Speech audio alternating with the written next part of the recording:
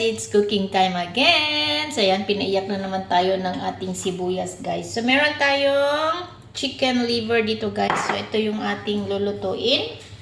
So meron tayong chicken liver. So binabad ko na siya sa toyo, suka, konting suka, tapos lemon and paminta. So maglalagay na tayo ng oil sa ating kawali. So, nagiwa ako ng sibuyas, then pinaiyak na naman tayo. So, ilalagay na natin yung ating bawang at onion.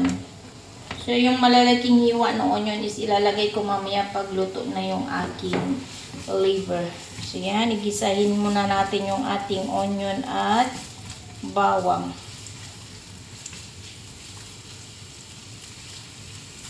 So, after natin igisa yung ating bawang at sibuyas, ilagay na natin yung ating na-marinate na chicken liver. So, yan guys. Then, lulutuin lamang natin yan ng ilang minuto guys. Kasi ang liver naman is mabilis lang siya maluto. So, ayan.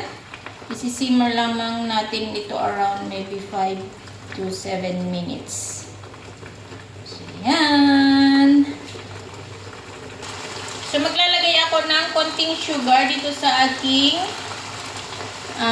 chicken liver. Konti lang guys na sugar. Para pambalanse dun sa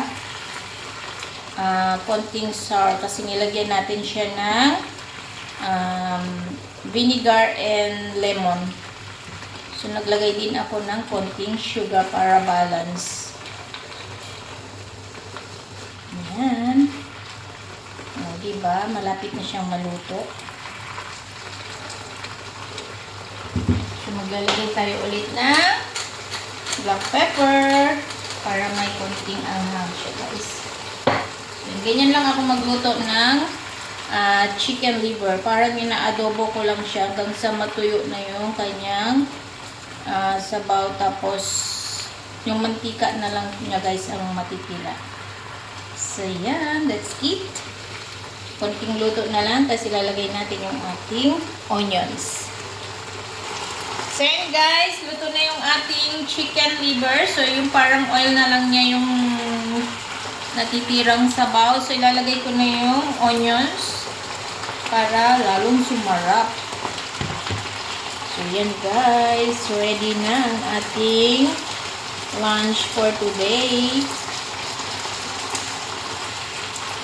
Ayan. Thank you for watching guys.